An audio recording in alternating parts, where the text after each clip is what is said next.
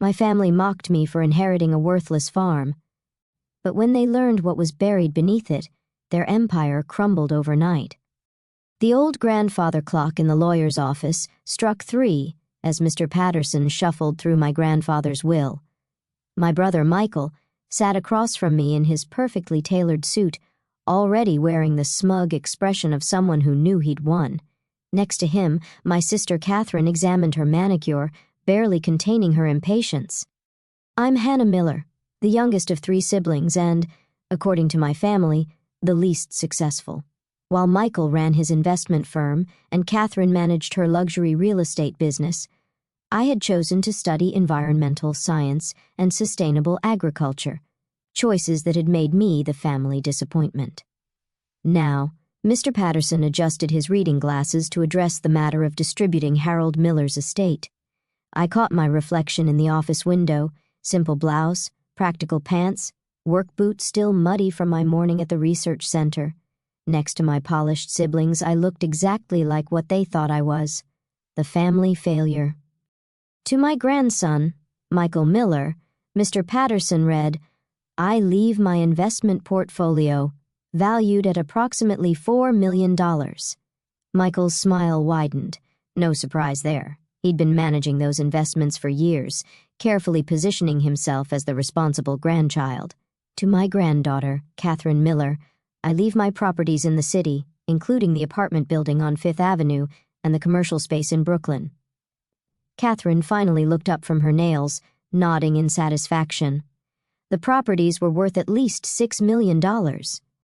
And to my granddaughter, Hannah Miller, Mr. Patterson paused, glancing at me over his glasses.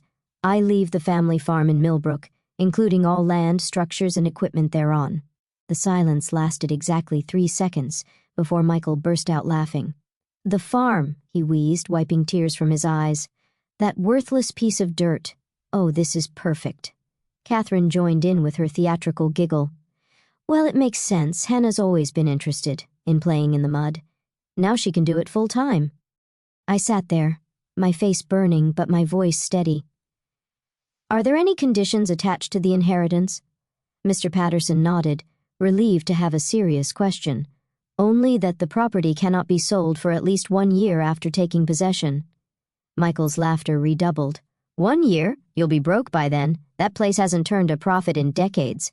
The property taxes alone will bankrupt you. Enjoy your worthless farm. Catherine stood up, already reaching for her designer handbag. Maybe you can grow organic kale or whatever it is you studied in college. I remained seated as they strutted out, still laughing. Mr. Patterson waited until their voices faded before speaking again. There is one more thing, Miss Miller. Your grandfather left this for you. He handed me an envelope, my name written in Grandpa's shaky handwriting. He was very specific that you should receive it only after the others had left. I opened the letter carefully, recognizing the paper from Grandpa's old desk. Dearest Hannah, it read, by now you know about the farm. Your brother and sister will think I'm punishing you, but they never understood what that land really means. They see dirt and crops and outdated buildings. But you've always seen the potential in things others dismiss. Remember the stories I used to tell you about the old barn, about why it was built where it was, and what lies beneath? It's time for you to find out if those stories were true. The key in this envelope opens the locked cabinet in my study. Inside, you'll find everything you need to understand. Trust yourself, little one. You're the only one who can unlock what that farm really holds. All my love, Grandpa. A small brass key fell from the envelope into my palm. I looked up at Mr. Patterson, who was watching me with curious eyes. Did you know about this? He shook his head. Your grandfather was a private man, especially in his later years, but he always spoke highly of you. Said you had a gift for seeing value where others couldn't. That evening, I drove out to the farm alone. The spring sunset painted the old buildings in shades of gold, making the weathered wood glow. I'd always loved this place, spent countless summers here helping Grandpa with the horses and listening to his stories. The study was exactly as he left it. Books everywhere, maps spread across the desk, his old leather chair still holding the impression of his favorite reading position. The locked cabinet stood in the corner, untouched since his passing 3 months ago. The key fit perfectly. Inside, I found a stack of notebooks, geological surveys, and maps. Decades of research and observations. But it was the small leather-bound journal on top that caught my attention. The first entry, dated 1962, made my heart stop. Today, I confirmed what I've suspected for years. The geological formations under the North Barn aren't natural. The core samples show clear signs of mineral deposits. But that's not all. The radiation readings suggest something far more valuable. I can't risk anyone finding out until I'm certain, but if I'm right, this farm sits on top of one of the largest rare earth element deposits in North America. I sank into Grandpa's chair, my hands shaking as I turned the pages. For decades, he had secretly studied the land, gathering evidence of what lay beneath the surface. The barn had been built specifically to hide his test sites, its location chosen not for farming convenience, but to mark the center of something extraordinary. The final entry was dated just 2 weeks before his death. Hannah will find this. She's the only one who ever really listened, who understood that this land holds more than just crops. Michael and Catherine want quick profits and easy money. They'll never have the patience to discover what's beneath their feet. But Hannah, she has my curiosity, my determination. She'll know what to do with this knowledge. I stayed up all night reading through the journals and studying the maps. By sunrise, I knew 2 things with absolute certainty. My grandfather had been right about the mineral deposits, and I was holding information worth millions, possibly billions of dollars. My phone buzzed, a text from Michael. "Hope you're enjoying the dirt farm. Let me know when you're ready to sell it cheap. I might know some developers who'll take it off your hands." I smiled, looking out over the misty fields toward the old barn. "No thanks," I typed back. "I think I'll hang on to it for a while." If only he knew what was really hidden beneath that worthless dirt. The first thing I did was call Dr. Sarah Chen, my former professor and mentor in environmental science. If anyone could help me confirm Grandpa's discovery without drawing attention, it would be her. "Rare earth elements," she said, examining the geological surveys spread across the barn's workbench. "Your grandfather was tracking these patterns for decades. The man was brilliant." I nodded, pointing to the most recent readings. He used old equipment, but the signatures are clear. I think there's a massive deposit under this entire northern section. Sarah walked the perimeter of the barn, her instruments beeping steadily. "Hannah, if these readings are accurate, this isn't just a deposit. This could be one of the largest rare earth element finds in the country. Do you understand what that means?" I did. Rare earth elements were crucial for everything from smartphones to electric vehicles to military technology. China controlled most of the world's supply, making any significant domestic source invaluable. "We need to confirm this properly," Sarah said, already making calls. "I know some people who can help discreetly." Over the next few weeks, a small team of trusted geologists conducted comprehensive surveys of the property. They worked at night, using advanced equipment that would have seemed like science fiction to Grandpa, but their findings confirmed what he had suspected all along. "The deposit extends at least 300 acres, Dr. Chen explained, showing me the 3-dimensional imaging. Preliminary estimates suggest over 100,000 metric tons of extractable rare earth elements. At current market prices, that's billions." I finished quietly. "Not millions, billions." She nodded. "And, given the growing demand for these elements, the value will only increase. But Hannah, you need to be careful. Once this gets out..." She didn't need to finish. I knew what would happen. My phone was already buzzing with increasingly frequent messages from my siblings. Word had gotten around that there was unusual activity at the farm. "Hey sis," Catherine's text dripped with fake sweetness, "just checking in. How's the farming going? You know, if you need help with property taxes or anything." Michael was more direct. "Heard you've had some scientists out there. What's going on? As your financially responsible brother, I should be involved in any decisions about the property." I ignored them both, focusing instead on the next crucial step. I needed capital to develop the discovery, but I had to move carefully. If word got out too soon, every mining company in the country would be trying to take control. That's when I got lucky. Through Sarah's connections, I met James Wong, a venture capitalist who specialized in mineral resources. More importantly, he understood the need for discretion. "The potential here is unprecedented," he said, walking the property with me. "But extraction needs to be done sustainably, carefully. Many of these deposits have been ruined by hasty development." I liked him immediately. He asked about environmental impact before profit margins and actually listened to my ideas about sustainable mining practices.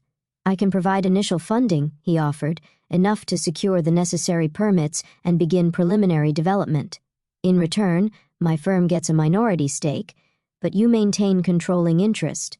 It was a fair offer, better than fair.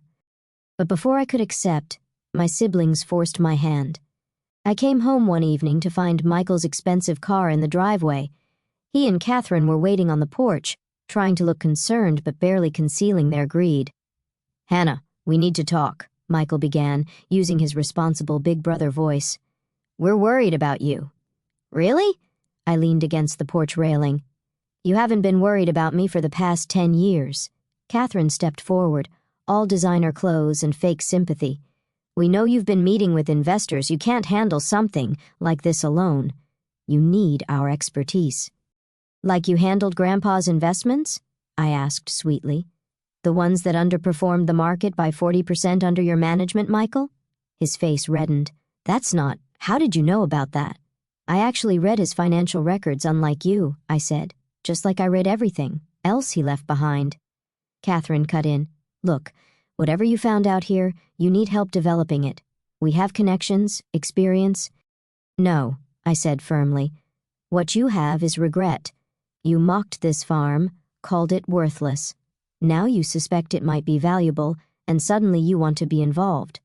Michael's fake concern vanished. "We're your family. We have a right to be part of this." I laughed. "When was the last time either of you visited Grandpa? Do you even know what crops he grew here? What he was passionate about?" They exchanged guilty glances. "I'll make this simple," I continued. "This is my inheritance. Grandpa gave it to me because he knew I would understand its true value, not just its monetary worth. You want to know what I found? Wait and read about it in the papers like everyone else." "You'll regret this," Michael threatened. "We can make things very difficult for you." I stepped closer, meeting his eyes. "No, Michael, you can't. Because unlike you, I actually learned from Grandpa. I learned how to protect what's valuable, how to plan for the long term. You want to cause trouble? Go ahead. But remember, I have all of Grandpa's records, including some very interesting notes about your investment practices." Catherine grabbed Michael's arm as he started to sputter. "Come on," she muttered. "This isn't over, Hannah." I watched them drive away, their expensive car kicking up dust on the dirt road. Then I called James Wong. "I'll take your offer," I said, "but I want to add something to the contract, a clause that specifically prevents any shares from being sold to members of my family." He chuckled. "Already done. Your grandfather warned me about them years ago. I nearly dropped the phone." "You knew my grandfather? Who do you think helped him confirm his initial findings?" he replied. "Harold and I were old friends. He made me promise to look out for you when the time came." Tears filled my eyes as I looked out over the farm.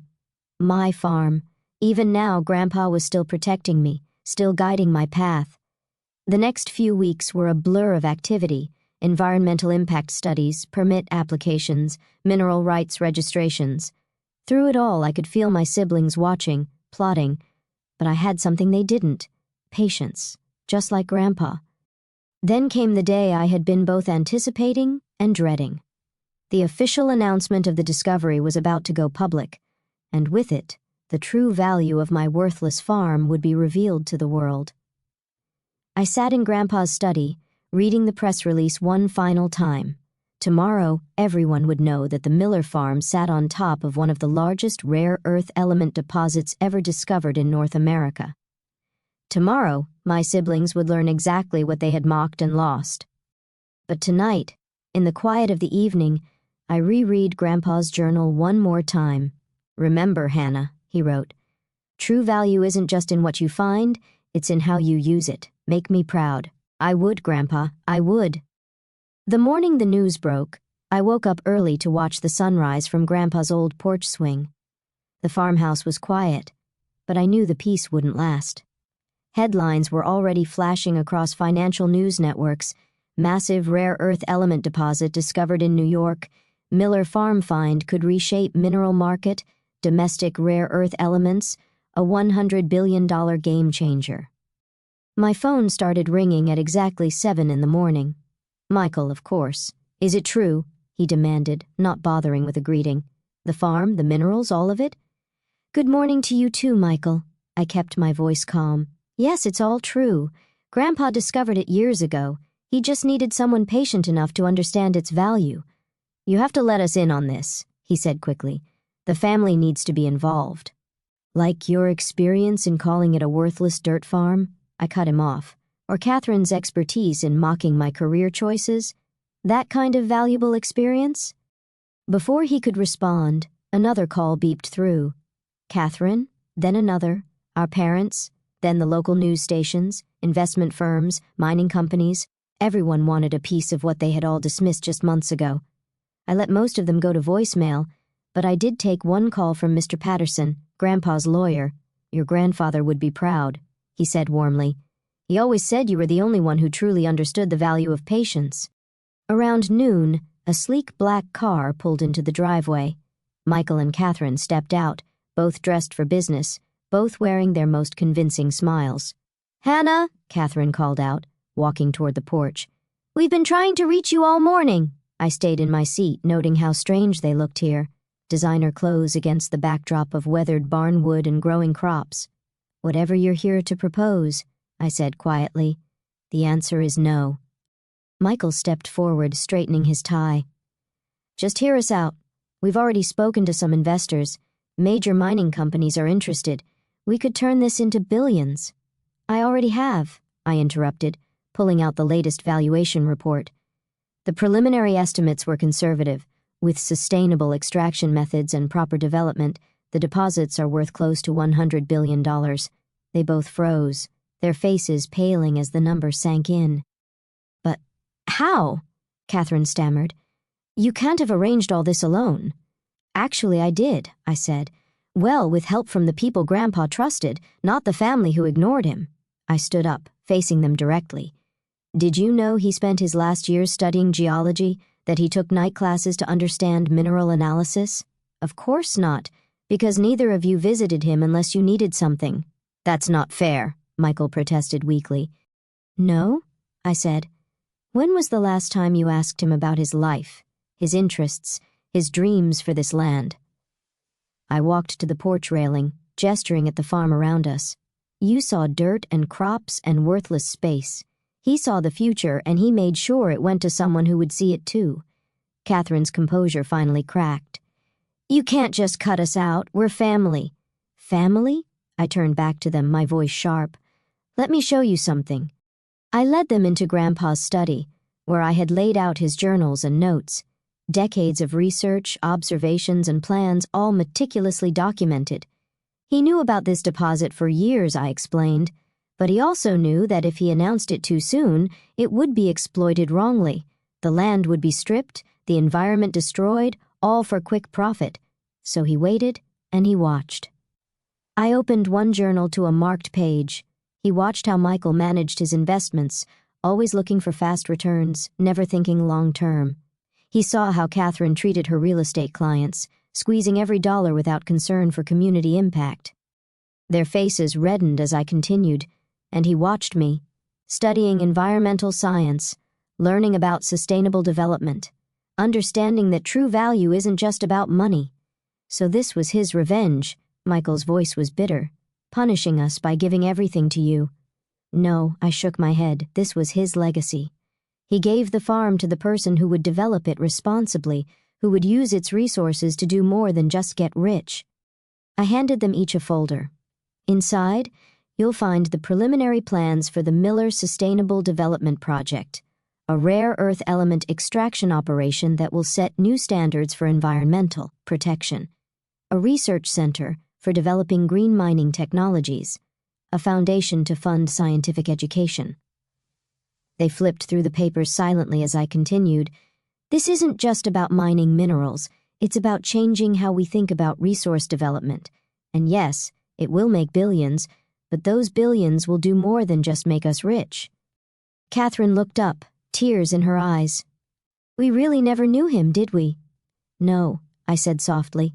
You never tried. Michael was still staring at the plans.